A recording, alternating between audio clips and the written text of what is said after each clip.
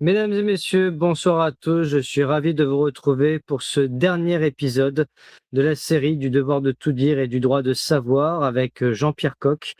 Et oui, ça fait déjà 26 épisodes que nous faisons avec mes invités au départ Virginie Dornier et ensuite Jean-Pierre Coq. Et donc ce soir, c'est le dernier épisode. Donc c'est avec une certaine émotion que je présente ce dernier épisode puisque depuis le mois de janvier, quasiment sans relâche depuis 6 mois, cette série a vu le jour, a pu être diffusée avec 2500 pages divisées en 13 tomes différents. Et donc ce soir, c'est la conclusion de ces 6 mois de diffusion. Donc merci de mettre un pouce, de partager l'émission et de vous abonner à la chaîne, sachant que j'aimerais dédier ce dernier épisode à ma camarade Feu Christine Coton, sans qui je n'aurais pas pu connaître Virginie et Jean-Pierre. Et donc Christine, de là où tu es, j'espère que le boulot a été fait comme il se doit. Et donc de ce fait, derrière moi, les ouvrages sont présents comme ceux de Claire Sévrac, bien sûr, La guerre secrète contre les peuples, ou encore Complot mondial contre la santé, Crime alimentaire organisé, La coupe est pleine, mais également Edmund Sterz, un ancien de Pfizer, intitulé Vaccin la mafia. Bien sûr, Tous vaccinés, tous protégés de Christine Coton, Pierre Chaillot, Covid-19, ainsi que Victimes des vaccins Covid-19, Enquête sur un virus de Philippe Aymar et enfin Fausse pandémie, vrai mensonge. Alors je rappelle à titre personnel que je n'ai aucun lien d'intérêt avec mes invités. Je suis apartisan et asyndical, mon casier judiciaire est vierge, je ne suis pas suicidaire et je rappelle que je n'appartiens à aucun réseau. Donc je ne suis pas franc-maçon, ni membre du Rotary Club, Lions Club, Table 700 ou quelque réseau hermétique que ce soit. Bien entendu, je rappelle que mon invité est entièrement responsable de ses propos et de ses actions. Alors je vous dis à tout de suite.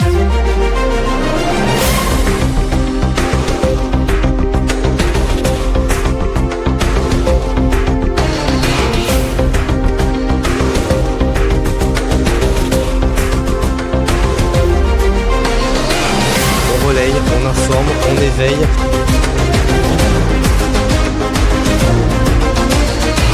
On lit leurs travaux, on écoute leurs interventions.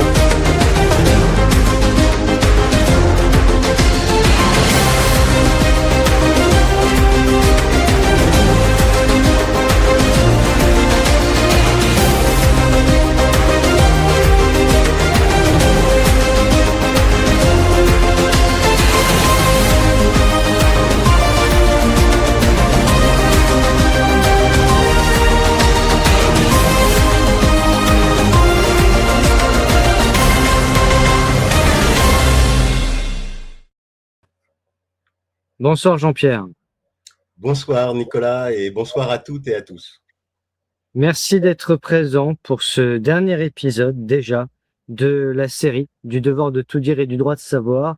C'est l'accomplissement d'une cinquantaine d'heures d'émissions passées avec Virginie dans une grosse partie, avec toi dans un second temps. Et donc c'est avec une certaine émotion que je te reçois ce soir pour évoquer justement ce dernier dossier. Alors, pour ceux qui n'ont pas suivi les précédents, ils auront du travail et c'est bien normal puisque nous avons fait notre part, les gens feront la leur.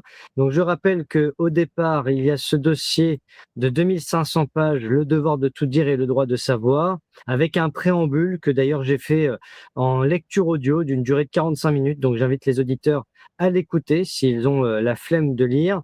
Et puis après les annexes, il y a justement le dossier sommation à faire avec toute cette première partie que nous avons faite avec Virginie, les sommations, les discours, l'indicible France et l'indicible Allemagne. On a fait également la septologie, de la déclaration sur l'honneur jusqu'à échec au mat, donc avec la dimension ésotérique, maçonnique, messianique, spirituelle, religieuse, etc. On est passé par tous les stades. Et puis avec toi, Jean-Pierre, nous avons parlé jusqu'à présent du dossier santé publique, bien commun, naноmédecine, la servitude érigée en raison d'État. Donc nous avons fait le dossier 1, gouvernance mondialiste pour altérer jusqu'à l'âme humaine, rien n'est caché, tout est public. Et dans l'épisode précédent, nous avons achevé le dossier numéro 2, l'information médicale, la bioéthique, les études cliniques, une stratégie de développement au détriment des sciences de la vie.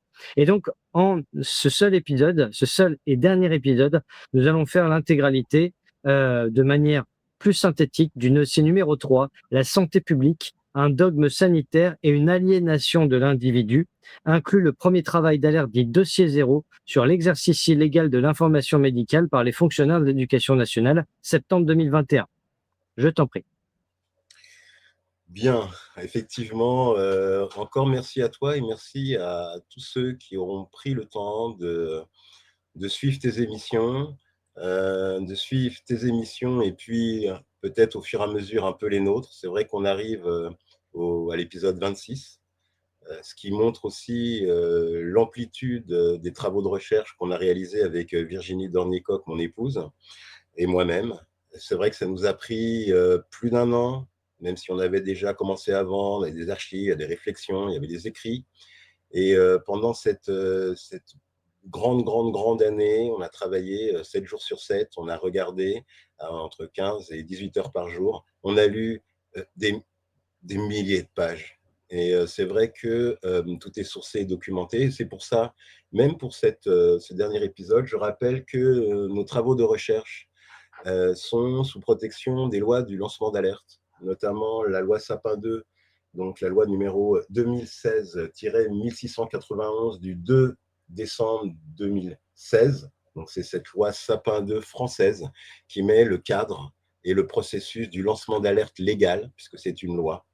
De cette loi Sapin 2 en 2016 est arrivée la directive européenne 2019. Donc cette directive, elle est notifiée pour le lancement d'alerte, directive UE 2019/1937 du Parlement européen et du Conseil du 23 octobre 2019. Pourquoi à nouveau, c'est toujours important de le dire, c'est que être lanceur d'alerte légal, ça veut dire énoncer les lois et c'est très contraignant.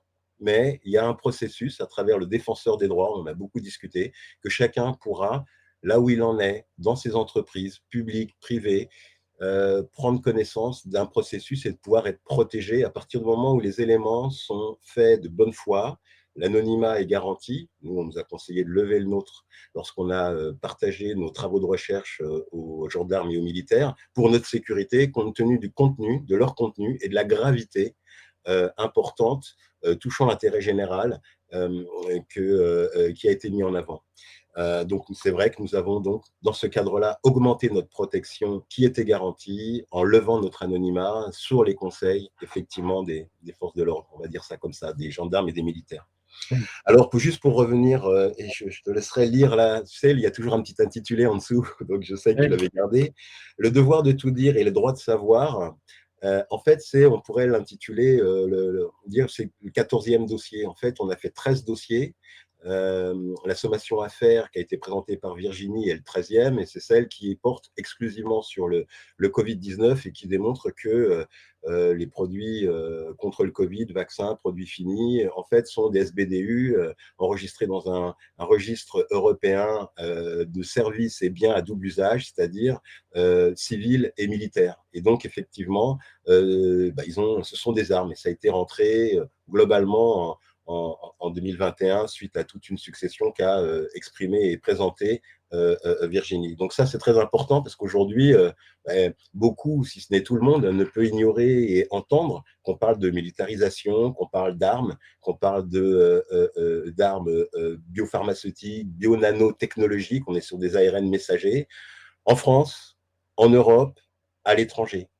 Et on n'est pas les seuls, effectivement, à avoir mis en avant ça. Pour quelqu'un qui avait bien travaillé sur les SBDU bien avant nous, mais pas dans le domaine de la santé, dans le domaine du logiciel, et qui a fait vraiment des travaux de recherche extrêmement importants. Mais ça, c'est factuel. Donc, c'est vrai que quand aujourd'hui, les personnes, chacun entend la militarisation des produits de santé, notamment les dernières injections Covid-19, j'espère qu'en tout cas, nous, on a apporté notre pierre. Et ce cadre de lanceur légal, de lanceur d'alerte, en fait, comme je le disais précédemment, je le rappelle, il n'y a pas de croyance, il n'y a pas de on est d'accord, on n'est pas d'accord. Le cadre légal demande à ce que les sources soient 100% vérifiables. C'est une contrainte du statut. C'est juste la réalité, c'est juste sourcé et documenté, c'est juste en fait la vérité. Et c'est pour ça que lorsqu'on est lanceur d'alerte, à l'international, ils n'ont pas la loi Sapin 2 et je dirais en dehors de l'Union, il n'y a pas la directive européenne. C'est important de les écouter parce que ce qui est dit, c'est souvent ce qu'on veut qui ne soit pas entendu et c'est le système qui veut ça parce que ça dénonce et que on prend vraiment des risques à faire ça. Et on pense à Fulmich, on pense à d'autres aussi qui nous ont quittés. Sévrac, on pense même Michel Chanu encore dernièrement, on pense en lien et indépendamment aussi à Christine qui a fait sa part. Nombreux sont ceux qui ont dénoncé, sourcé les réalités, qui l'ont fait au détriment de leur vie sociale, financière et au détriment de leur existence. Donc c'est important. Et si je peux me permettre, Jean-Pierre, étant donné que nous sommes le 1er juillet pour cette émission, j'aimerais avoir une pensée pour Olivier Soulier aussi, qui était médecin homéopathe et qui nous a quittés il y a 3 ans, qui était aussi à sa manière un lanceur d'alerte et qui était aussi à l'origine de la création du fameux CSI, le comité scientifique indépendant, avant d'être mis sur la touche. Voilà. Mmh.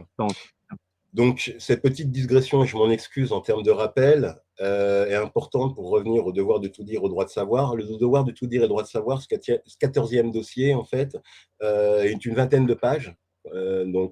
À l'intérieur, par contre, on y trouve tous les liens à la fin pour pouvoir télécharger sans traçabilité en lien Dropbox les 2493, on va dire, les 13 dossiers qui font globalement 2500 pages avec toutes les sources. Voilà.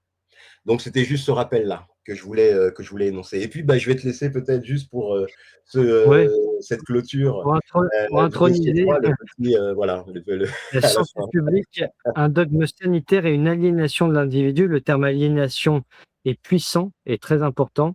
Et donc, c'est un dossier qui présente l'évolution en France de la santé publique vers un bien commun, où l'ensemble des activités liées à l'être humain est en voie d'être institutionnalisées et contrôlées par un État-société. L'école ne servant plus à instruire, mais à formater dès le plus jeune âge, dans un usage allant à l'inverse d'une construction de la connaissance. La mise en place d'une gestion sanitaire mondialisée non élue par les populations et sous autorité morale religieuse, elle aussi mondiale, les signataires des États membres supprimant toutes les souverainetés nationales. Ça en dit long, ça fait froid dans le dos, mais il s'agit de ça. Il s'agit de la réalité dans laquelle on vit et qui effectivement est orchestrée depuis de longues dates, plusieurs décennies, même au-delà, sur une préméditation, une planification et une militarisation. Et oui, oui, c'est dur. Oui, ça fait mal au cœur. Oui, ça fait chialer. Oui, ça fait peur. Mais c'est la réalité. Et la peur n'exclut pas le danger. Par contre, effectivement, comme c'est une guerre totale, 16 mars 2020, nous sommes en guerre, qui dure depuis et qui a été mis en place depuis longtemps, de longue date, sur plusieurs mandatures et même au-delà. Il est important aujourd'hui, et je pense que nombreux sont ceux qui ont maintenant l'information et qui pourront la partager pour mieux comprendre de quoi il s'agit. Et c'est comme ça qu'on a abordé, avec un point de départ qu'on reverra avec Virginie peut-être tout à l'heure, qui va se joindre à nous pour boucler aussi l'ensemble de nos travaux de recherche avec toi, et merci encore, le fameux dossier zéro. Donc voilà, ces éléments-là, c'est une grille de lecture, ça permet effectivement de savoir ce qu'il en est et on va pouvoir avancer. Donc oui, comme en fait ce dossier 3, enfin, il représente au départ initialement le dossier 1. C'est-à-dire que quand on a eu ce point de départ du dossier 0, on y reviendra, ça a commencé par ce dossier-là. Et à travers les travaux de recherche, les lectures et les éléments, tout ça s'est étoffé et je me suis rendu compte que d'un seul dossier, ça ne pouvait pas tenir. Et donc, il y a eu 3 dossiers qui sont apparus en termes vraiment de logique et ils se sont organisés pour que les travaux de recherche soient dans le partage compréhensible selon une certaine forme de thématique pour la santé, là, pour les 3 dossiers santé, et de chronologie.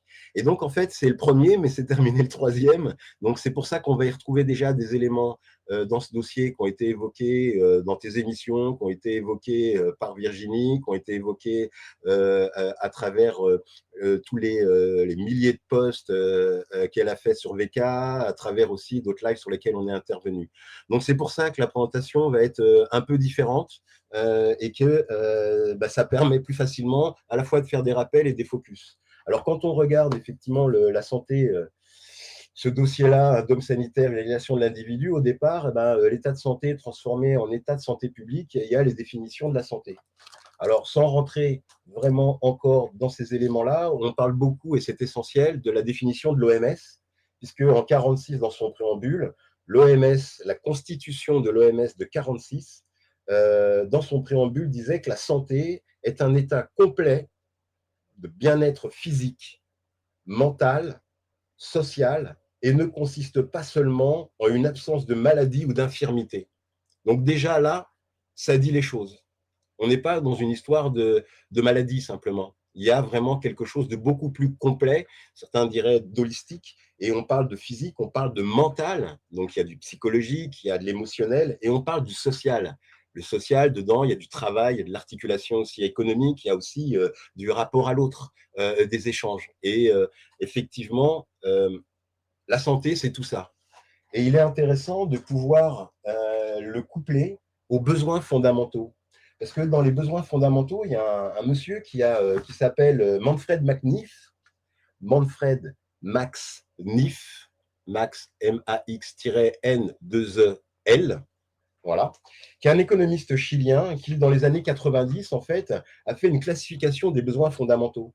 Et les besoins fondamentaux, globalement, qui complémentent ces éléments-là et qui les alimentent pour mieux comprendre de quoi on parle quand on parle de la santé globale d'un individu ou d'un être vivant, en fait, il y a 9 chapitres. Ça parle de subsistance, ça parle de protection, ça parle d'affection, de compréhension, de participation, de loisir, de création, d'identité et de liberté. Donc, on voit effectivement que tous ces éléments-là, si on les couple, et il faut les coupler, puisque ce sont des besoins fondamentaux, et d'ailleurs, c'est très intéressant parce que Manfred MacNiff, en 90, quand il a développé tous ces éléments-là de manière officielle, ça a été présenté de manière officielle, voilà, on va dire presque dans les sociétés savantes, en tout cas à un public d'institutionnels. Il l'a fait en collaboration avec un sociologue chilien qui s'appelle Antonio Elizalde et d'un philosophe américain qui s'appelle Martin Oppenheim. Et tout cela avec l'appui d'une fondation qui s'appelle Dag Hammarskjöld. Bon, tout ça, ça sent les pays du Nord. Pour dire quoi, in fine? Que les données, elles ont toujours été là. Et quand on réduit la santé simplement à un aspect médical, on est vraiment bien loin du compte. Et ce qu'on a essayé de développer, Virginie en a parlé beaucoup, et c'est intéressant de le rappeler, c'est tout ce qui fait la santé. Et c'est pour ça que la santé médicale, c'est un cheval de Troie. Ce qui est appliqué d'un point de vue militarisé à la santé médicale, d'accord? Et donc, on est dans du militaire, c'est applicable à tous les secteurs d'activité. Donc, l'éducation, donc tout ce qui touche l'économie, le social, la finance, l'administration, l'alimentaire, l'énergie. En fait, si on applique la grille de lecture qu'on a partagée en regardant l'élément santé et qu'on l'applique, et santé globale, avec les besoins fondamentaux, et qu'on applique ça à tout ce qui fait société, secteur d'activité, la démarche est la même. Et ça veut dire que la guerre totale, en fait, contre le vivant, elle est faite systématiquement sur tous les bastions et tous les pôles social, sociétal. C'est important de comprendre ça, parce que ça, personne ne nous l'a dit. Personne ne nous l'a présenté de cette façon-là. Alors, comment voulez-vous comprendre quand on dit à chacun ah, c'est une guerre totale contre le vivant? Ah ouais, c'est un peu, c'est lâcher une bombe, mais en fait, expliquez-nous, alimentez ça. Eh bien voilà, avec cette lecture-là, chacun a la possibilité effectivement de mettre à distance et de comprendre de quoi il s'agit. Et il s'agit véritablement de ça. Et c'est pour ça qu'on est en palier 3 en diffusion publique, parce qu'on est vraiment dans une gravité au-dessus, quoi. C'est quelque chose de majeur et au-dessus de ce qui se passe. Et je ne sais pas comment le dire autrement, mais en attendant, c'est important que chacun ait en tête cet élément-là.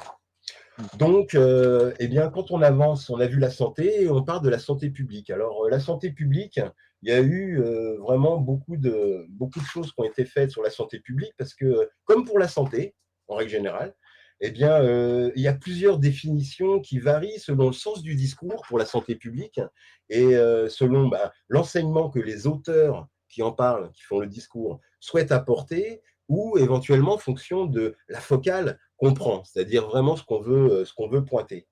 Donc ça, c'est un élément intéressant. Et qu'est-ce qu'on garde pour synthétiser ça? C'est que, et c'est bien de parler du code de santé publique. Le code de santé publique, en fait, il a 6 parties qui sont elles-mêmes divisées en livres, en titres et en chapitres et en articles. C'est un peu comme les lois. Quand on avait présenté, quand on regarde une loi, il y a effectivement un intitulé. Il y a différents types de livres, livre 1, livre 2, livre 3, etc., en fonction de la longueur de la loi. Il y a des titres, donc c'est ce qu'on a toujours au départ, c'est-à-dire quand on déroule justement la présentation, on voit qu'il y a plein de sous-chapitres, de sous-intitulés, etc. C'est toujours comme ça les lois.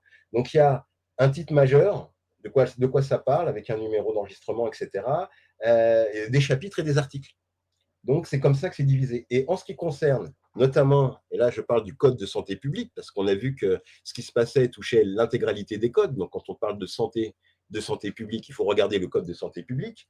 Il y a 6 parties, et dans les 6 parties, on va retrouver en 1, le droit des personnes en matière de santé, droit des malades, hospitalisés ou non, droit bioéthique. C'est le livre 2 bis qui est introduit par la loi Hurier, donc Hurier, de 88, environnement et santé. 1. Deuxièmement, le droit particulier propre à certaines populations. Donc, la mère, on va parler d'interruption volontaire de grossesse, d'aide médicale à la procréation et les enfants. Donc, droit particulier propre à certaines populations. 2. On est dans le code de santé publique. 3. Le droit particulier propre à certaines maladies. Donc, des maladies mentales, des dépendances, tabagistes, alcooliques, toxicomanie, voilà, des éléments comme ça. 4. Partie, le droit des professions de santé. Profession médicale, profession de la pharmacie, de la physique médicale, tous les examens complémentaires, les auxiliaires médicaux, etc. 5 parties. Le droit des produits de santé, les médicaments, les produits apparentés, dont les cosmétiques, les dispositifs médicaux. Et 6, le droit des établissements et services de santé, le droit hospitalier, laboratoire d'analyse biologique et médicale, transport sanitaire. Eh bien, ce code de santé publique, en permanence, il a été modifié. En permanence. Tout ça, en fait, du fait du progrès des idées, des techniques, de l'évolution du droit communautaire. La partie législative, souvent, de ce code de santé publique a été enrichi de 84 lois au moment où, en tout cas, le dossier a été réalisé, donc en 2021, ce dossier-là, dont la loi du 4 mars 2002 relative aux droits des malades et à la qualité du système de santé. Et puis, il y a les ordonnances. Et il y en a eu énormément, on a beaucoup évoqué ça.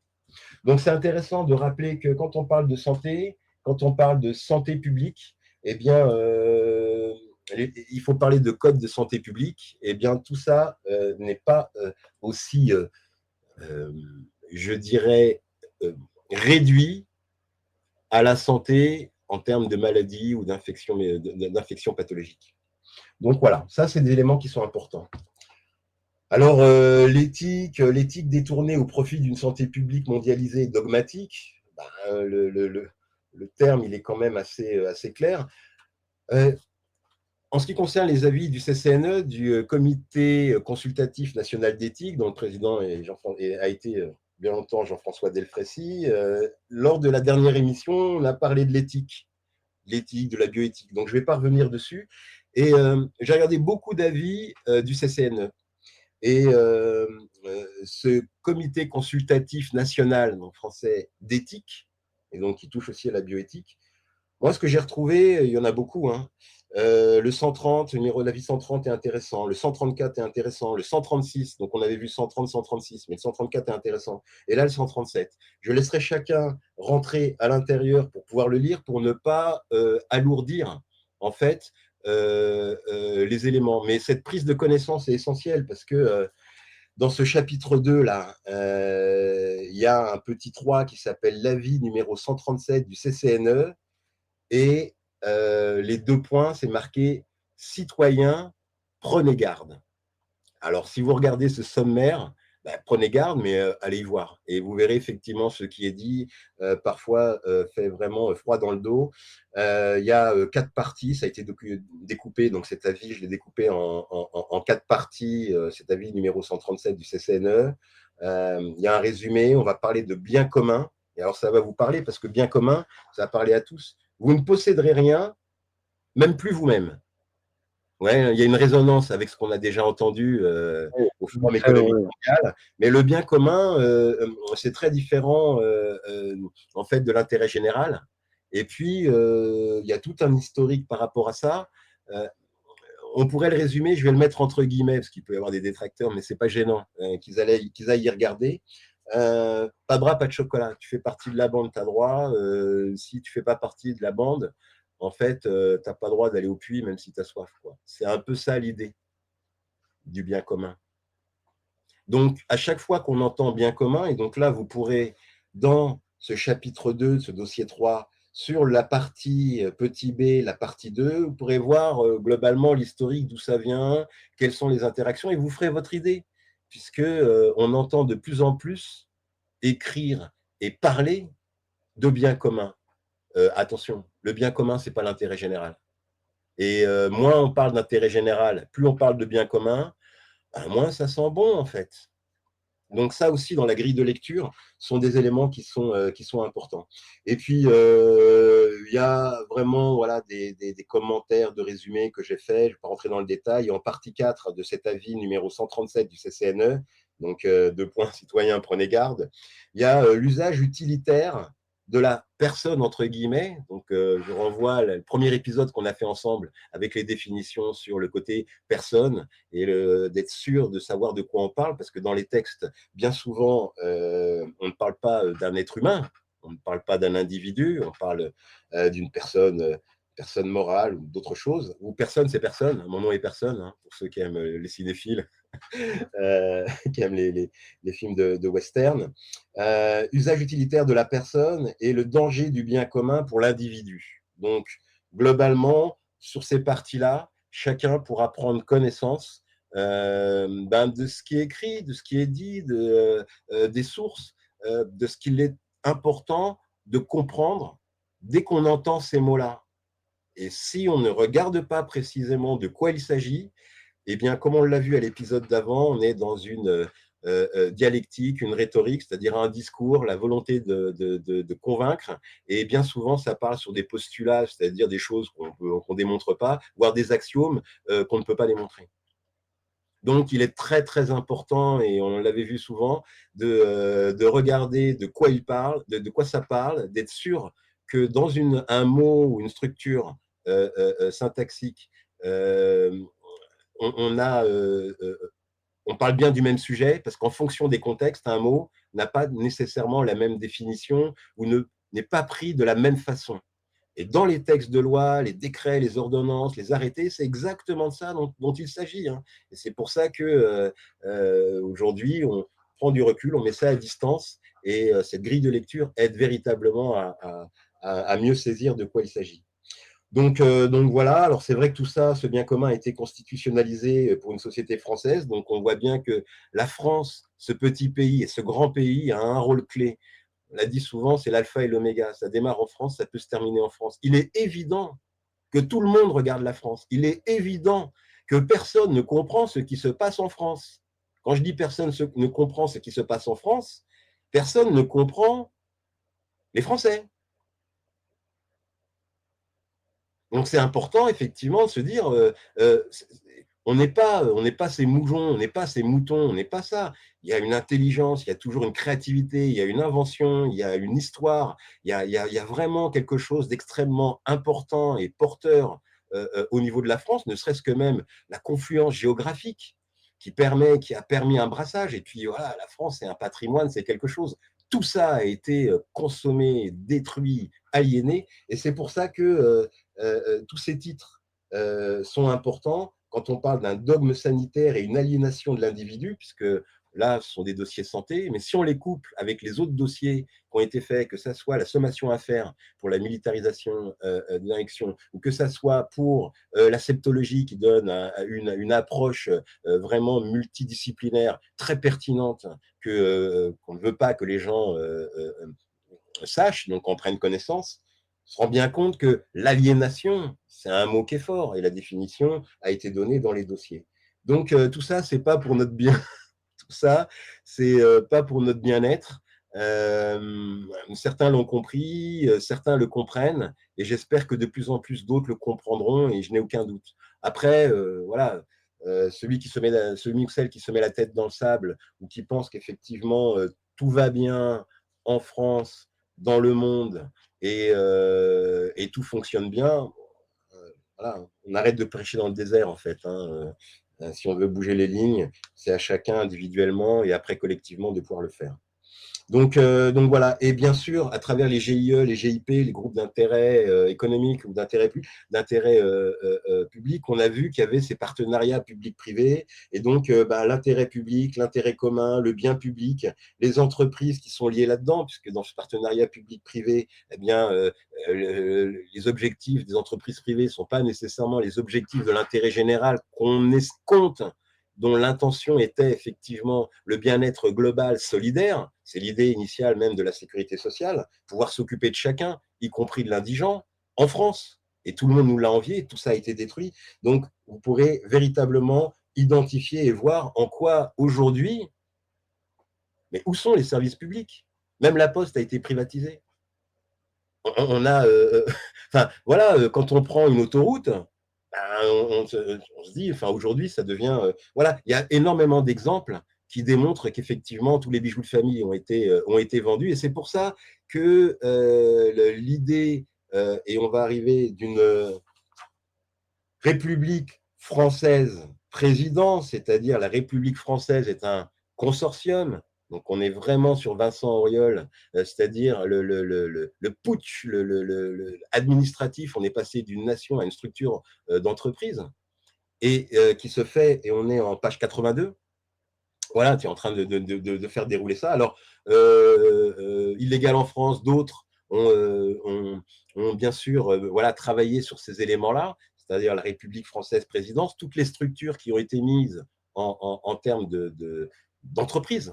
Et lorsqu'on le couple à cette évolution sur le partenariat public-privé, je l'avais dit, je crois, sur l'avant-dernier ou la première émission sur les dossiers, et je pense que c'est à minima, parce que c'est une évaluation de l'INSEE, je crois que c'est en 2016, je me rappelle, le patrimoine français, c'était globalement 15 500 milliards.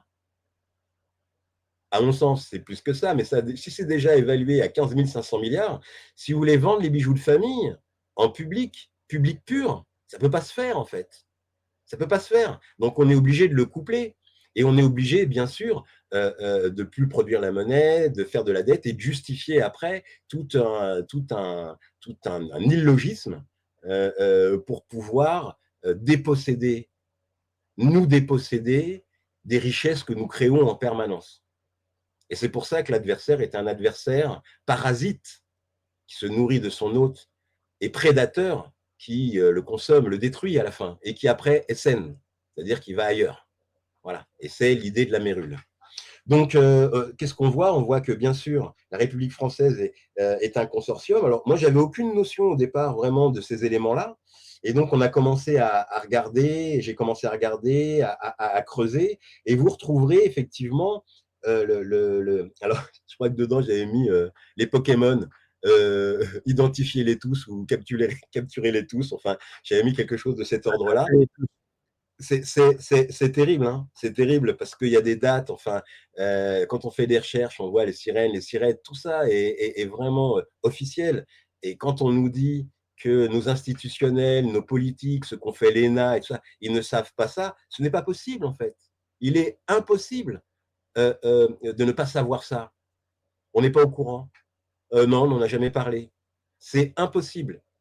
Avec la Sécu, avec l'ENA, avec les grandes écoles qu'on a en France, si n'importe qui, en faisant des recherches, peut trouver ça, qui n'est pas n'importe quoi, on est dans un cadre de statut légal de lanceur d'alerte, donc attention, effectivement, nous, on ne dit pas n'importe quoi, les choses sont des réalités, ben oui, ça fait froid dans le dos. Je crois que c'est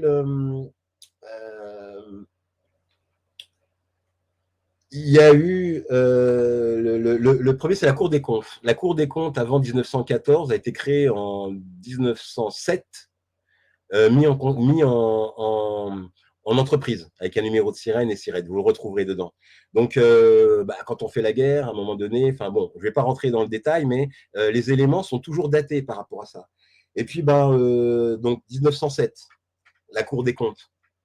vous vous rendez compte quand on crée en 1945 et qu'on attend 34 ans avant de mettre une commission pour gérer les comptes de la sécurité sociale avec un flux financier incommensurable et qu'on attend 34 ans, 1907, la Cour des comptes entreprise, c'est pas logique, c'est pas cohérent, c'est une anomalie, c'est un dysfonctionnement. Surtout quand en 45 avec la Sécu, je le rappelle, on crée l'ENA et toutes les structures intelligentes pour gérer au mieux, en bon père de famille, les choses. Donc c'est vrai que 73 emprunter sur les marchés et puis produire monnaie, c'est juste impossible. Il n'y a aucun entrepreneur, il n'y a aucune personne, je dirais, qui réfléchit, qui va trouver que c'est une bonne chose. Et pourtant, ben voilà, ça nous a amené là où on en est au niveau de la dette. Donc on voit dedans, vous verrez, République française présidence, donc c'est vraiment la maison mère. L'Assemblée nationale, tout ça, c'est entreprise, le Sénat, le Conseil constitutionnel, le Conseil d'État, la Cour de cassation, des ministères des solidarités, de la santé, tous, dès qu'on crée une structure, qu'elle soit institutionnelle ou qu'elle soit une agence, vous voyez, l'agence, l'ANS qui s'occupe de numérique, voilà. Dedans, c'est un GIP, mais vous avez voilà, vous trouverez, parce qu'il y a beaucoup voilà, d'impression écran, enfin, en tout cas, les sources sont là, voilà. C'est pas une invention, c'est clair. Et les éléments qui ont été mis en place dans ce dossier permettent véritablement, de manière incontournable, on n'est pas sur de l'illusion, on n'est pas sur de la fumisterie, on n'est pas sur de quelque chose qui est… Non, non, c'est la réalité. C'est la vraie réalité. Et ça fait froid dans le dos. Et en creusant, l'histoire des Pokémon là-dessus, ouais, les ministères, mais les tribunaux aussi. Oui, oui, les syndicats, il y a les agences. En fait, dès qu'il y a une création, il y a un numéro de sirène, un numéro de sirette. Systématiquement, au moment où c'est créé, c'est mis en structure d'entreprise. Donc, imaginez en France, c'est incommensurable. Donc voilà, à la Cour des comptes, création le 16 septembre 1907. Voilà, ça c'était le petit dernier pour la route. Quand on a ces informations-là, même si elles sont dites et on n'est pas les seuls, en tout cas en 2021, sur ces éléments que je ne connaissais pas, quand j'ai commencé à chercher et à creuser, oui, ça m'a fait froid dans le dos, j'ai découvert tous ces éléments-là, et c'est quand même pas banal. Mais c'est la réalité, qu'on le veuille ou non, qu'on soit d'accord ou pas, qu'on trouve ça bien ou pas, c'est comme ça. Et là, on comprend comment on peut détruire un pays, détruire un peuple, et faire en sorte qu'il soit en esclavage continue, puisqu'on est dans une république, hein, une république romaine. Virginie en a beaucoup parlé par rapport à ça. Donc, une république esclavagiste, 90% étaient des esclaves, y compris les médecins et d'autres. Très, très peu dirigeaient la cité, et il fallait être un rentier, quoi. Et le rentier, il avait des esclaves pour faire tourner sa boutique. Il ne fallait pas travailler quand on était dans l'Antiquité. Donc, on voit bien, et il y a un écho, il y a à la fois la raison et la résonance, puisqu'on ne comprend plus, si on comprend mieux, pardon, comment nous, les gens sur le terrain, les Français, on se serre la ceinture, on n'arrive plus à boucler les fins de mois, et puis ceux qui dirigent, c'est l'open bar, ça ne s'arrête jamais. Donc, voilà, il y a ces éléments-là qu'on voit et qu'on peut mettre en parallèle, sur lesquels on peut regarder.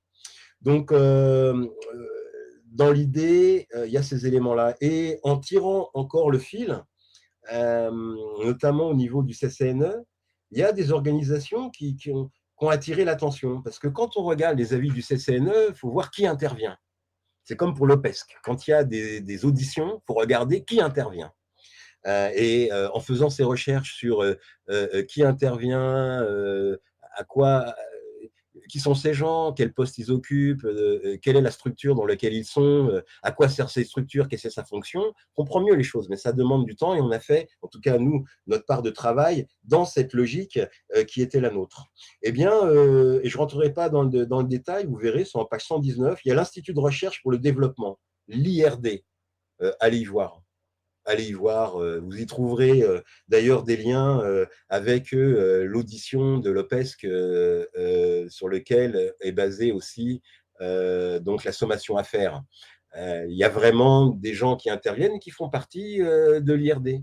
Je veux dire, dans les personnes qui sont auditées lorsqu'il y a une déviation, une reprise en main, C'est-à-dire qu'on n'arrive pas à une commission d'enquête où on peut dire à qui que ce soit, y compris en envoyant les gendarmes, vous venez, si les gens ne veulent pas venir. Vous voyez, avec à l'oncle, les auditions, les difficultés, les personnes sont obligées d'aller y voir, sont obligées de répondre, en fait, à la convocation. C'est aussi ça qui est intéressant dans une commission d'enquête. Et sinon, on va les chercher. Et ben, quand effectivement on veut regarder ce qui s'est passé sur le Covid à un moment donné, et que cette commission d'enquête, avec ses signatures, a été reprise selon le mécanisme qu'on avait déjà détaillé, je ne rentrerai pas dans la précision, c'est dans la sommation à faire. Virginie en a parlé, on en a parlé. On change le nom, c'est plus une commission d'enquête, mais en même temps, c'est une espèce d'audit en plus hors sol, puisqu'on va parler de la pharmacovigilance et on a bien fait le boulot. Voilà comment les choses sont déviées, reprises, dès qu'il y a un danger, en fait. Dès qu'il y a un danger pour de l'information grand public obligatoire, comme une commission d'enquête, et ça ne fait pas plaisir, et on le voit avec l'audiovisuel, ça ne fait pas plaisir, ça ne leur fait pas plaisir de venir rendre des comptes, ça ne leur fait pas plaisir qu'on leur pose des questions. Mais les gens ont besoin de savoir, avec notre argent, qu'est-ce qu'ils font. Et on se rend compte de ce qu'ils font avec notre argent. Donc après, il faut voir à quoi ça aboutit par la suite. Est-ce que ces gens-là, à un moment donné, il y a des conséquences ou pas? Et c'est ce que demande tout un chacun.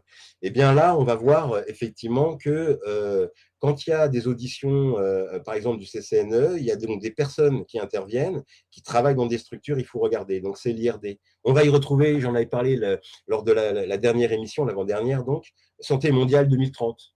Allez voir Santé mondiale 2030. Voilà, c'est la casquette encore de présidence de Jean-François Delfrécy. Et voir aussi à quel moment et comment ça s'est passé lorsque la souveraineté française en santé passe entre les mains de l'OMS. Virginie en a beaucoup parlé. Structure comme l'Agence française de développement, la fameuse AFD, qui aide les pays à sortir de la misère. Quand vous regardez comment ça fonctionne, en fait, ils sont encore plus dans la misère quand on les aide. Parce que les éléments de contrainte et le deal, en fait, on vous aide, mais en même temps, voilà la contrepartie. Et la contrepartie, souvent, c'est les ressources du sol. C'est voilà quelque chose, ce n'est pas, il n'y a pas de repas gratuit. Ces structures-là ne font pas de repas gratuits. Si on vous donne un, ils prennent 100, ils prennent 1000, ils prennent 10 000, ils prennent 100 000, mais quasi à vie, quoi. C'est un peu ça l'idée. Voilà. Après, il y a le jeu des acronymes, il y a tout ce qui peut jouer de l'influence, mais avec Santé mondiale 2030, on va comprendre l'influence. Et puis, tout ce qui touche la gouvernance sanitaire mondiale, l'OMS, le multilatéralisme et le fait en quoi les États ont renoncé à leur souveraineté. Alors, c'est beaucoup d'actualité, mais là, sur ces sujets-là que moi, je n'avais jamais abordés, on est en 2021. Aujourd'hui, ça semble presque évident, trivial, tellement on en a parlé. Mais on n'en parle pas tant que ça depuis très longtemps au niveau du grand public. Et il est toujours intéressant par rapport à des travaux de recherche, notamment des lancements d'alerte, de regarder la chronologie. Avant, on parle, l'écho ne répond pas. Il y a un pendant et il y a un après. Et c'est marrant parce que après des publications, après la mise à jour et sur la table d'éléments qui ne sont pas cachés, mais dont on ne parle pas, qui ne sont pas faciles à trouver, mais qui existent, eh bien, lorsque c'est mis sur la table, notamment avec le lancement d'alerte, parce qu'on peut y croire, parce que c'est de la réalité documentée, eh bien, étonnamment, le système, il est obligé de se raccrocher aux branches. Donc, comment on diminue les choses? Et c'est pour ça qu'on arrive à de l'invisibilisation et de la censure, voire pire. À un moment donné, on fait taire les gens parce que c'est trop dangereux pour le système de dire comment ça marche, qui fait quoi, à quel moment, depuis combien de temps et quel est l'impact et les conséquences. Les gens ont envie de savoir, mais on n'a pas envie qu'ils sachent. Donc, ça sont des éléments qui sont intéressants. Donc, l'OMS, tout ça, c'est des choses que les gens maintenant connaissent, mais que chacun s'interroge à savoir toutes ces informations-là au niveau du grand public, au niveau du grand public. Alors que les institutionnels connaissent ça par cœur. On connaît des idoles qui depuis longtemps, sont en lien avec l'OMS. Depuis longtemps, ont travaillé avec l'OMS. Eux, peut-être même des membres de leur famille. Donc, on ne nous dise pas que effectivement, c'est quelque chose qui est méconnu. Mais par contre, on n'en entendait pas parler. Il y a une partie sur laquelle je ne rentrerai pas dedans. On on évoquera avec Virginie, je pense tout à l'heure, si elle est disponible, le dossier 0, je pense que ce sera le cas, c'est tout ce qui touche la littératie. Parce que c'est toute une partie. Il y aura certainement un moment donné où, je ne sais pas, alors on va voir, mais là c'est très très bien documenté. Regardez ça, parce que la littératie, c'est quelque chose d'extrêmement important. Est-ce que je peux vous en dire quelques mots rapidement je vais dire ça, on est déjà à 440. En fait, peu de gens en ont entendu parler. Ouais, je vais essayer de donner quelques éléments.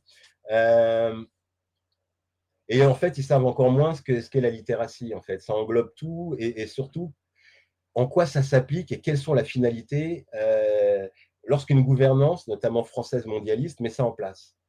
En fait, la littératie, c'est toujours lié alors la définition de l'OCDE, c'est l'aptitude à comprendre et à utiliser l'information écrite dans la vie courante, à la maison, au travail et dans la collectivité en vue d'atteindre des buts personnels et d'étendre ses connaissances et ses capacités. En fait, l'idée, c'est quoi? C'est de pouvoir, alors, il ne faut pas confondre alphabétisation et l'analphabétisation. L'alphabétisation, c'est vraiment le côté on sait parler, on sait écrire, on comprend ce qui se passe.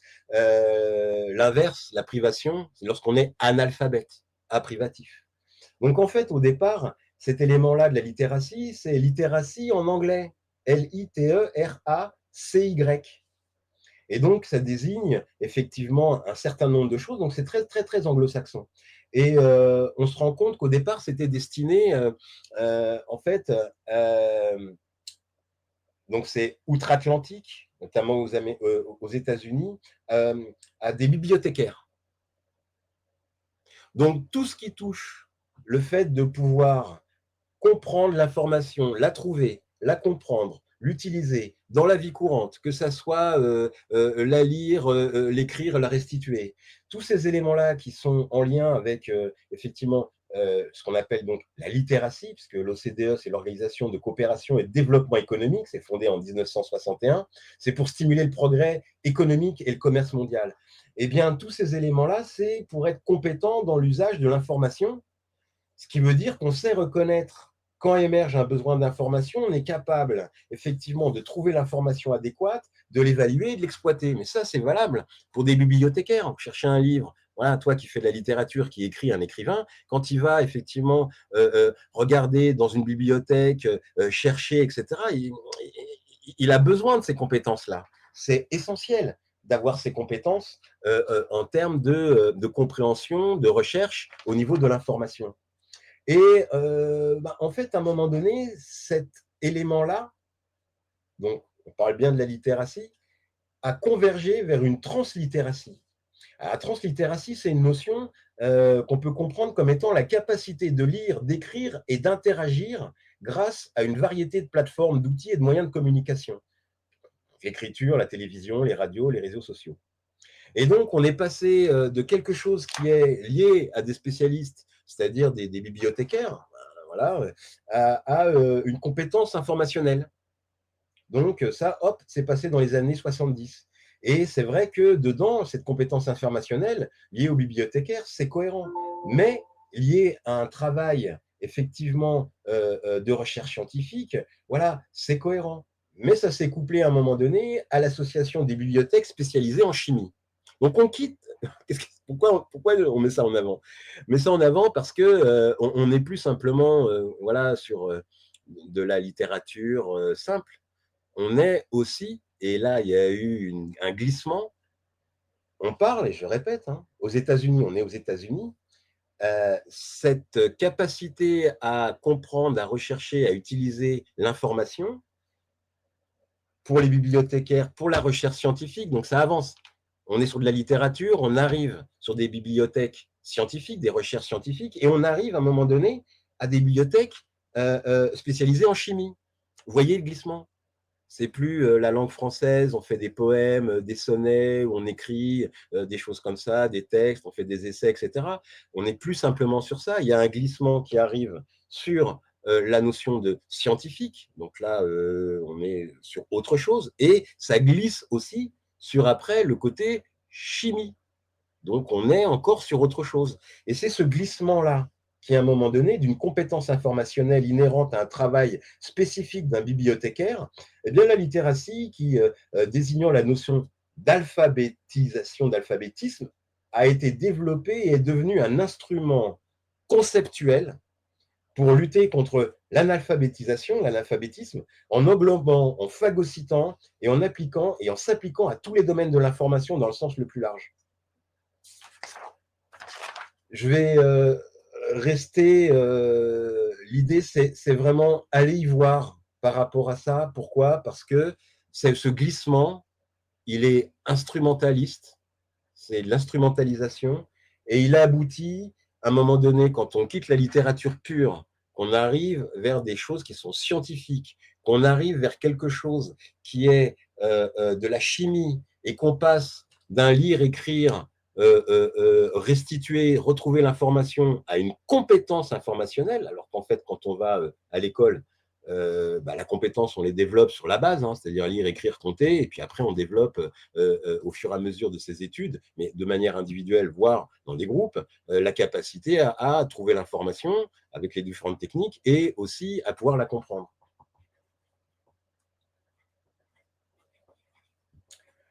Tout cela, quand il y a un glissement, voilà, eh bien, on se rend compte que la littérature classique, on arrive à la science, on arrive à la chimie, ce sont des dossiers de santé, hein.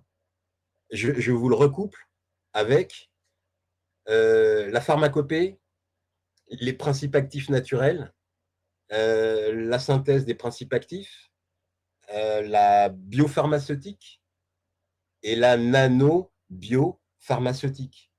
Tout est lié, en fait. Ces glissements ne sont pas faits pour rien. Ils ont un usage pour arriver, entre guillemets, à un objectif qui est ce que l'on vit aujourd'hui. C'est-à-dire, il y en a qui parlent, hein, la fenêtre d'Overton, trouver l'inacceptable acceptable. Et pour ça, effectivement, il faut qu'il y ait un glissement. Et tous ces glissements, ça aboutit à quoi? Ça aboutit à un appauvrissement de la culture. Ça aboutit, tous ces glissements-là, à de la confusion, mais à une disparition du sens critique. Quand on regarde aujourd'hui les informations qui circulent, il y a autant d'informations que de désinformations. Donc, il faut être capable et avoir la capacité de faire le tri. Tout ça n'est pas évident, même si on vous dit qu'il faut une compétence informationnelle. Mais qui dicte? Quel est le dogme? Quelle est la structure qui va vous apprendre, en vous tenant par la main et en vous disant regarde à droite alors qu'il faut regarder à gauche, regarde devant alors qu'il faut regarder derrière, qui va vous apprendre en dehors de l'individu, par lui-même, pour lui-même, à développer la gestion de l'information et le tri entre l'info et la désinformation. Donc, ce n'est pas quelque chose qu'on va nous éduquer, c'est quelque chose qu'on va développer sur un cheminement individuel. Ce n'est pas très compliqué à comprendre, donc on a ces éléments-là. Ça veut dire quoi aussi quand on regarde et qu'on prend ces éléments-là par la main? Parce qu'en fait, maintenant, les jeunes, ils lisent plus, ils vont plus en bibliothèque. C'est l'Internet. Donc, il faut-il encore chercher les infos de l'Internet? Ils sont formés à ça, hein. C'est le développement qui s'est mis en place au niveau de nos jeunes et des écoles. Et puis, maintenant, c'est l'intelligence artificielle. Donc, on va dire allô, Siri, allô, je sais pas quoi, trouve-nous, c'est quoi? Et c'est l'intelligence artificielle qui, alors que c'est des algorithmes qui sont fabriqués, va vous donner, alors je le dis entre guillemets, puisque voilà, la messe. Mais est-ce que cette information-là, elle est véritable? Qui a, comment dire, organisé d'un point de vue algorithmique ces éléments-là? Beaucoup aujourd'hui sont en train de démontrer que l'intelligence artificielle nous ment, quoi.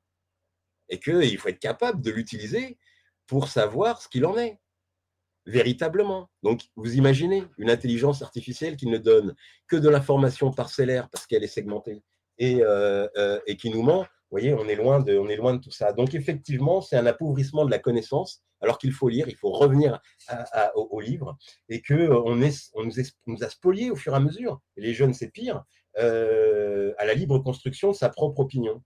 Donc, au bout du compte, eh bien, tout ça ne crée que de la confusion et du chaos. Et il n'y a pas de hasard. Ce n'est pas une erreur. Ce n'est pas un phénomène d'incompétence. Il faut s'enlever ça de la tête. Ou alors, visiblement, on n'a pas été suffisamment clair à travers les travaux de recherche. Mais après, c'est chacun. Donc voilà concrètement ce qui me semblait effectivement important dans ce dossier, avant de voir si Virginie peut être disponible. Et bon, de la démocratie à l'isolationnisme communautaire, il y a beaucoup de définitions, chacun pourra y voir, de la démocratie à la technocratie, de l'universalité au communautarisme, du séparatisme à l'isolationnisme. Voilà, il y a 3 volets. Et je ne rentrerai pas dans le détail, mais c'est très, très intéressant de tout ce qui a été trouvé et mis en avant. Et puis après, la politique mondiale de la santé, le peuple en dehors de toute gouvernance. Ce qui est intéressant, juste pour terminer cette première partie, c'est, juste un instant, voilà, parce qu'on connaît l'Organisation mondiale de la santé, d'accord, mais il y a une Assemblée mondiale de la santé, l'AMS. Et tout ça, en fait, est en dehors de toute gouvernance et de toute souveraineté des gens. Donc, vous trouverez le lien entre l'Assemblée mondiale de la santé et l'OMS. Hein. C'est des éléments que vous trouverez en page 207. Et ça donnera aussi, je dirais, de la matière à compréhension en ce qui concerne les traités internationaux, la gouvernance mondiale de la santé, et qu'est-ce que c'est que le mondialisme, et pourquoi effectivement les choses ont été mises d'une certaine façon comme ça en place, à dessein, et certainement à l'abri du peuple, donc sans qu'on soit vraiment au courant de ce qui se passe. Et voilà, et ça c'est intéressant. Parce que, vous voyez, en 2021, non seulement, bon, on a mis un focus sur les ODD, les objectifs de développement durable, hein, donc c'est le mondialisme, le wokisme, hein, est dedans, hein, donc il n'y a pas de souci. Mais ce petit dessin que je me suis permis de faire, c'est interactif et ça permet véritablement de savoir comment ça fonctionne. Donc on retrouve l'AMS, donc l'Assemblée mondiale de la santé, qui, en termes de structure, donc c'est la partie droite, arrive à une organisation mondiale de la santé. Tout ça pilote l'Union européenne, tout ça en lien avec l'ONU, on en a parlé, l'ONU, l'UNODA et le Forum économique mondial, et ça revient. Donc là, on est véritablement dans un sens comme dans l'autre. Et la question est de se poser, est-ce que c'est la formule de droite, c'est-à-dire un phénomène circulaire, et on ne va pas dire que les 5 parties ne communiquent pas entre elles, d'accord? Ou est-ce qu'effectivement, on a l'AMS centrale et tout le reste qui tourne autour? Ce seraient les gens, chacun, il y aura certainement des bien-pensants qui pourront nous expliquer ça. On écoutera ce qu'ils ont à nous dire. Nous, on a nos travaux de recherche. Tout n'a pas été mis sur la table, mais on a déjà mis près de 2500 pages et fait beaucoup de choses ensemble. Donc, je trouve qu'il y a énormément d'éléments sur lesquels chacun peut se pencher. Voilà ce que je voulais dire par rapport à ça. Et voilà. Conseil de l'Europe, très important. Conseil de l'Europe, le Conseil de l'Ordre, il y a un Conseil de l'Ordre aussi mondial.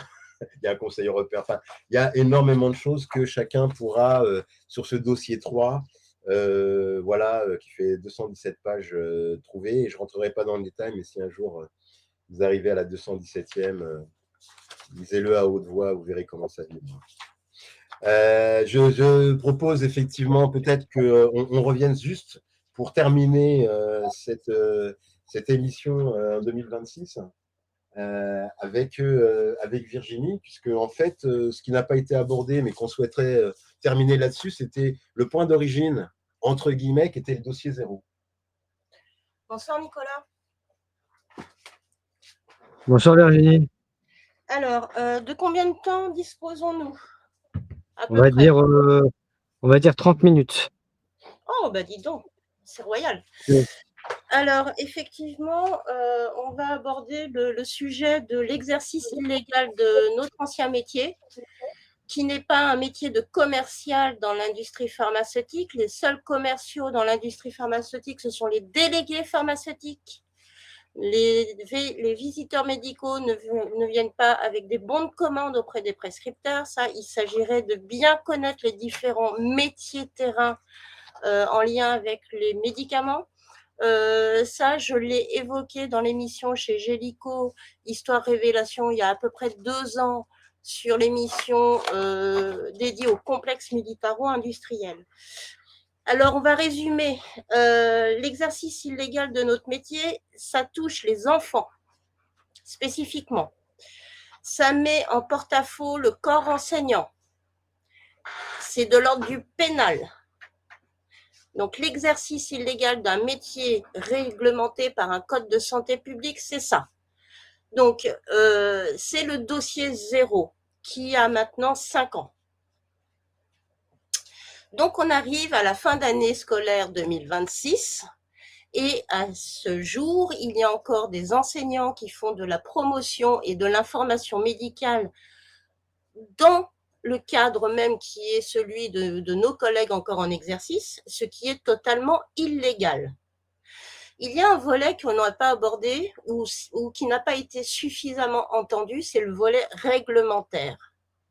Le réglementaire, c'est quoi? C'est ce que je viens de te dire avec le dossier, notre dossier 0, l'exercice illégal de notre métier, notre ancien métier qui n'était pas commercial. Il y a aussi le fait d'imposer des campagnes publicitaires nationales sur les campagnes vaccinales. Le réglementaire n'aurait jamais dû valider les spots télé, les spots radio concernant la vaccination dans un monde normal, on va dire. Jamais les laboratoires n'auraient dû valider, jamais les sociétés savantes n'auraient dû valider le genre de spot publicitaire où on voyait par exemple des personnes dans un ascenseur avec 2 croque-morts qui rentrent. Parce qu'il y a une règle, c'est qu'on ne doit pas jouer sur la peur des patients, de quelque façon que ce soit. Donc, dans le réglementaire, s'il avait été appliqué, vous n'auriez pas des profs qui font la promotion du produit vaccin contre le Covid ou n'importe quel autre produit de santé. Ça, j'espère que cette fois-ci, ce sera bien entendu. Et moi, depuis 2021, avec Bon Sens, avec Chloé Framery en 2021, avec Eric Montana et bien d'autres, j'ai alerté sur ce sujet. On en est à la 5e année scolaire. Nos dossiers sur ce sujet ont été volés, notamment par SLS et Nexus. Il va falloir que vous le sachiez. Et je les attends. Autre sujet, la vaccination en milieu scolaire. Je suis désolée, Nicolas, mais c'est la der des der et nous, on arrête avec Jean-Pierre. Oui, je t'en prie. C'est fini, on a fait notre job à tous les niveaux. Aucune vaccination ne peut être effectuée dans un établissement scolaire de la maternelle au lycée, et ce, depuis 26 ans. Pourquoi? Et j'ai mis en PDF par lien Dropbox sur mon mur Facebook et je le remonte régulièrement en tête de gondole.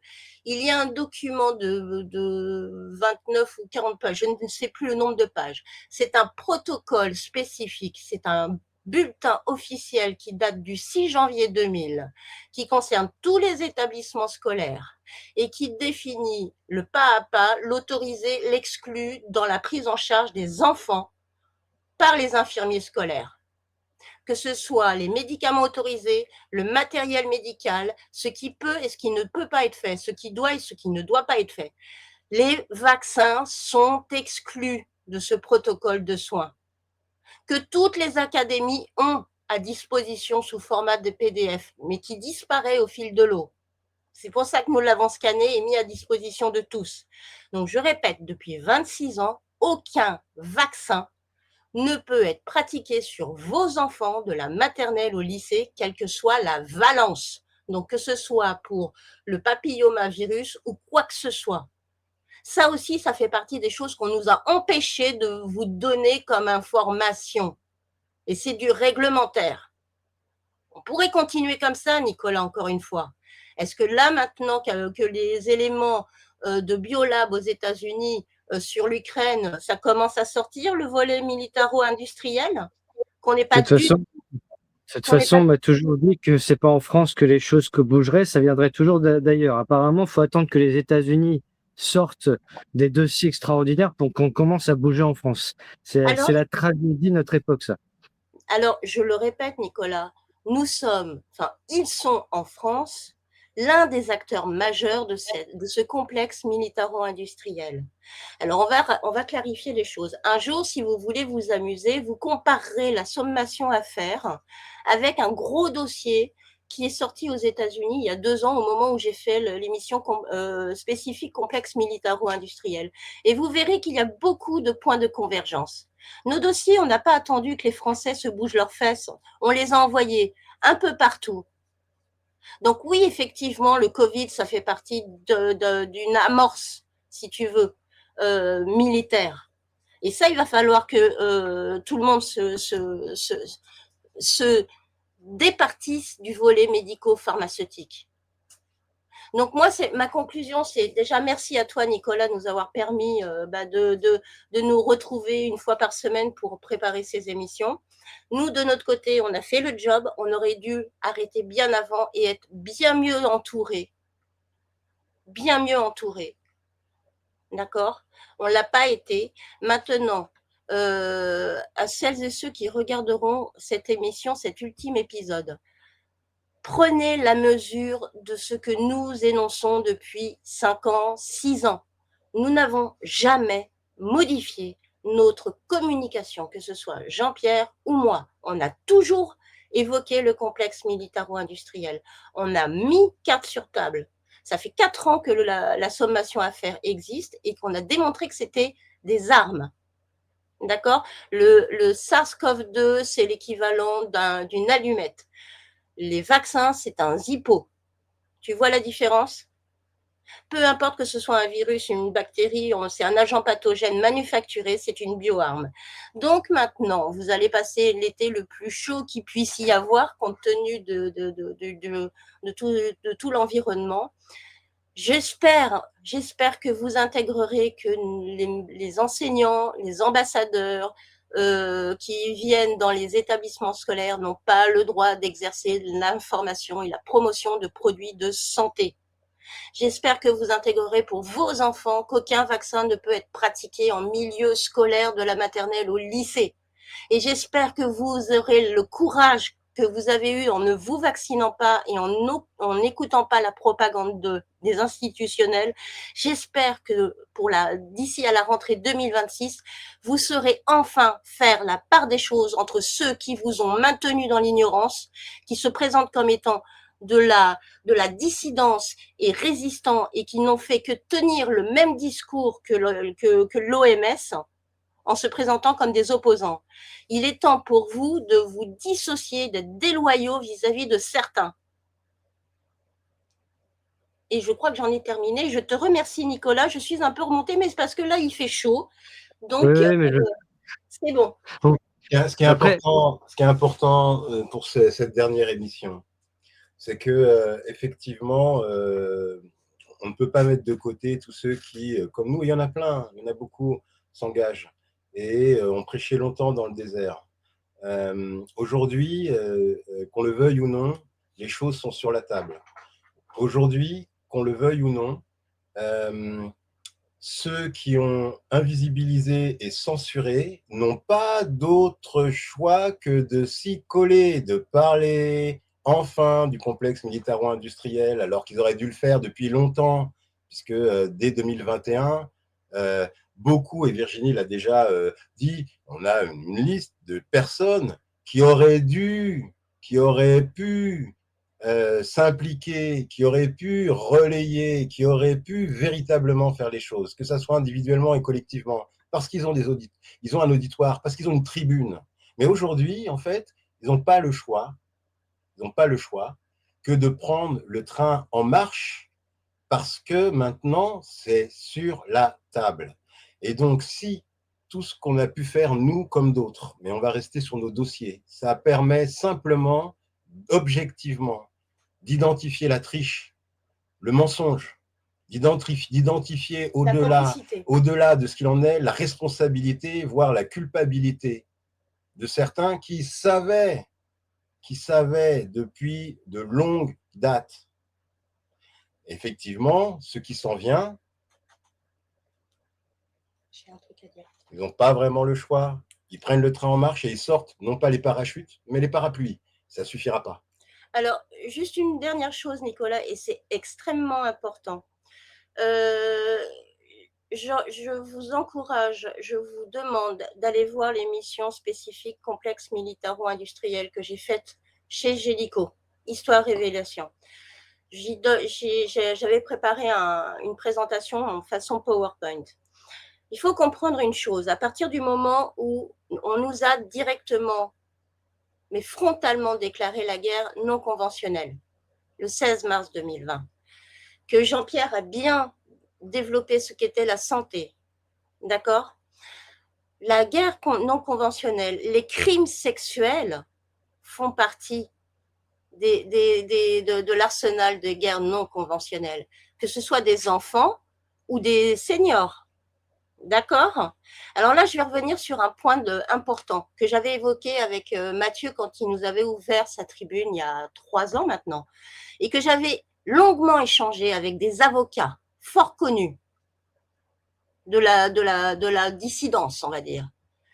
Lorsqu'il y a eu le scandale des peintures à Tokyo, au palais de Tokyo, tu vois de quelle exposition il était.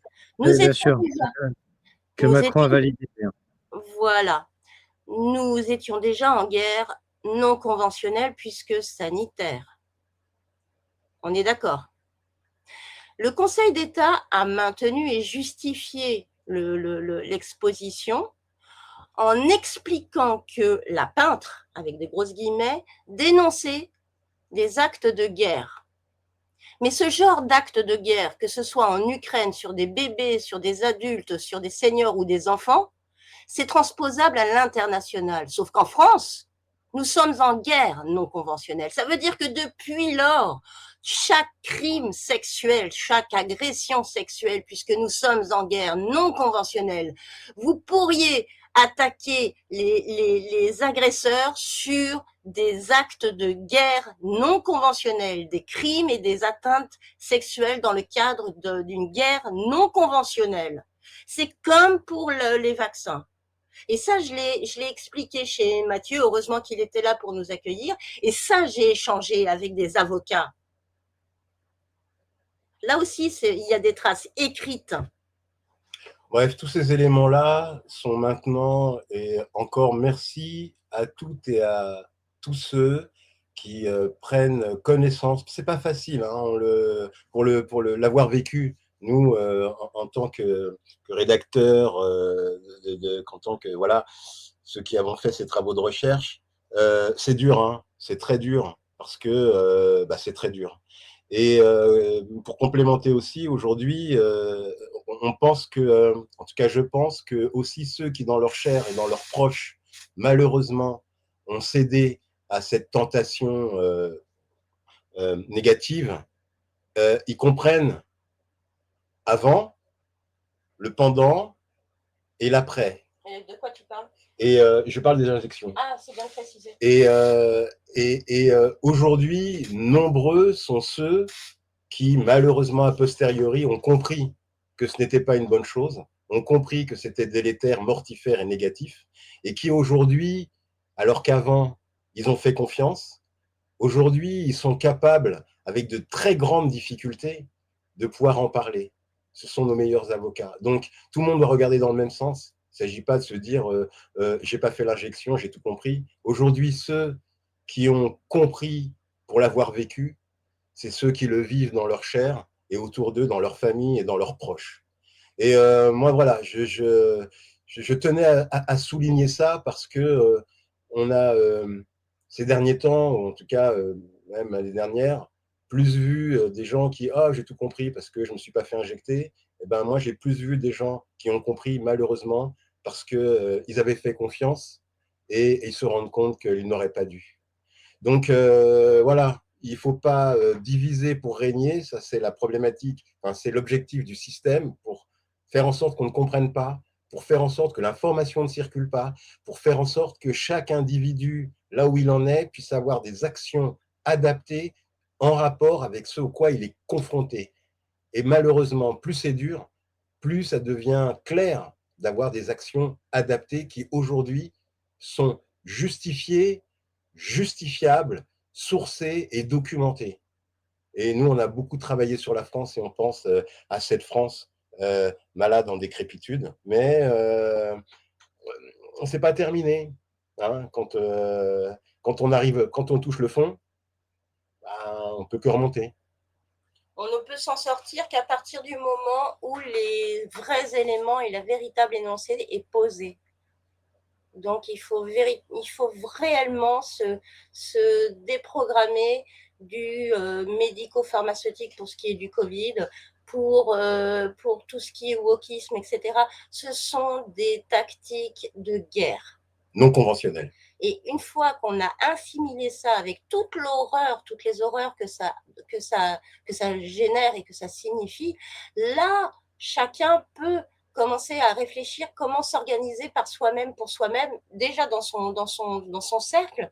Et on peut mieux se défendre quand on connaît véritablement son ennemi. Et parfois, l'ennemi, il est à l'intérieur. Et donc, il va falloir identifier ses ennemis de l'intérieur aussi. Bah, beaucoup sont identifiés, il y en a encore qui restent identifiables. C'est pour ça qu'aussi, les masques, on entend beaucoup et de plus en plus, les masques tombent. Ben oui, les masques tombent. Voilà, Nicolas, on en a fini. En tout cas. Merci à vous deux déjà de votre confiance aussi depuis 2023, parce que ça fait 3 ans qu'on se connaît et encore une fois, je vous ai connu suite à ma rencontre virtuelle avec cette chère Christine Coton, paix à son âme. Et depuis, comme je le disais dans quelques épisodes, c'est suite à la cérémonie d'ouverture des Jeux Olympiques de 2024 que là, j'ai eu ce déclic véritable de plonger dans vos dossiers qui ont été presque aussi retentissants dans mon esprit que la lecture de Serge Monast avec l'intégrale. Pour moi, c'est quasiment pareil. Pas sur les mêmes rapports, mais sur le même niveau d'alerte. Sachant que je pense que Serge Monast ou Claire Sévrac auraient été ravis de savoir que des gens comme vous existent pour faire le boulot, même si ça n'était pas censé être votre travail, il faut le rappeler. Vous avez fait ça parce que vous n'avez vu personne d'autre le faire et vous avez en plus, comme vous le disiez, prêché dans le désert ces 5 dernières années. Désormais, nous avons terminé cette série qui aura duré 6 mois de diffusion. Avec 26 épisodes, l'équivalent de 50 et quelques heures de diffusion. Donc j'invite maintenant tous les auditeurs, si cet été il y a trop de chaleur et qu'ils ne savent pas quoi faire de leur journée, eh bien à reprendre toute la série s'ils ne l'ont pas encore fait, à partager les documents, tout sera en commentaire épinglé de toute manière, à vous contacter s'ils ont des questions complémentaires. Je remercie aussi... Pardon, oui. excuse-moi. Je redis ce que j'ai dit tout à l'heure et là, je suis redescendue en température et en énergie.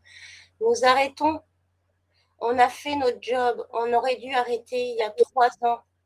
J'ai mon entreprise qui vient d'être fermée parce que je n'ai pas ouvert, j'ai pas eu de consultation parce qu'on est resté focus sur le message. Donc, vous avez les liens, vous avez les émissions, vous avez celle de chez Gélico, vous avez notamment, si Mathieu le retrouve, l'émission sur son Facebook, mais vous êtes surtout, vous qui êtes derrière les écrans, suffisamment autonome pour pouvoir vous-même comprendre ce qu'est votre environnement. Donc, nous ne répondrons plus aux mails. Il y a les liens pour les Dropbox. Ça fait 6 ans depuis la déclaration de guerre. Pour moi, ça fait 18 ans. 18 ans, Nicolas. J'avais 37 ans quand Pierre Femme m'a monté une cabale. J'ai repris les gants avec le Covid. J'en ai 55. J'ai envie de faire autre chose que de jouer les Cassandres. J'ai confiance en la plupart des gens, pas tous, mais je sais que le gros de la population est suffisamment mature maintenant pour intégrer les éléments, que ce soit les éléments de Nico Bianic, que ce soit les nôtres ou d'autres de valeur, et faire la part des choses. Donc non, Nicolas, je ne répondrai plus aux mails maintenant. Je ne peux plus, je ne veux plus et on ne doit plus. On nous a demandé d'arrêter. Ceux qui nous ont protégés de loin nous ont demandé de commencer à penser à nous maintenant. Voilà, Voilà. donc rien n'est, tout est public, rien n'est caché grâce à toi et grâce à tous ceux qui suivent tes émissions. Et il y en a beaucoup et de plus en plus. Et se fiez pas aux algorithmes et aux chiffres qui s'inscrivent. On sait que en France, tout se partage et pas sous le manteau. Aujourd'hui, c'est sur la place. L'adversaire ne peut pas faire autrement que ce qu'il fait, mais je souhaite vraiment que chacun puisse avoir la possibilité de récupérer son objectivité et de voir les réalités telles qu'elles sont et au-delà de ça, les personnes telles qu'elles sont, ce qu'elles disent et ce qu'elles font. Et on n'est pas franc-maçon, pas initié à la franc-maçonnerie, victime de la franc-maçonnerie. On fait partie d'aucun groupe, de quoi que ce soit. On est en pleine forme. On veut profiter et surtout, on est plus dangereux si on est de l'autre côté que vivant. Et on n'est pas suicidaire, hein. Attention, hein, parce que bon, il faut qu'on s'entende bien aussi. C'est ça que je veux dire. Hein, voilà, hein, on n'est pas suicidaire. Bien sûr. Voilà. Nicolas, à bientôt autrement. Oui, bien sûr, mais en tout cas, merci à vous deux et merci aux auditeurs de faire le boulot, d'être autonome justement et puis de diffuser tout ce qui a été dit sur ces 6 derniers mois et bien sûr sur ces dernières années. Et merci à vous, Virginie et Jean-Pierre, pour votre courage et votre travail d'information et de réinformation et à très bientôt. À très bientôt et merci à tous.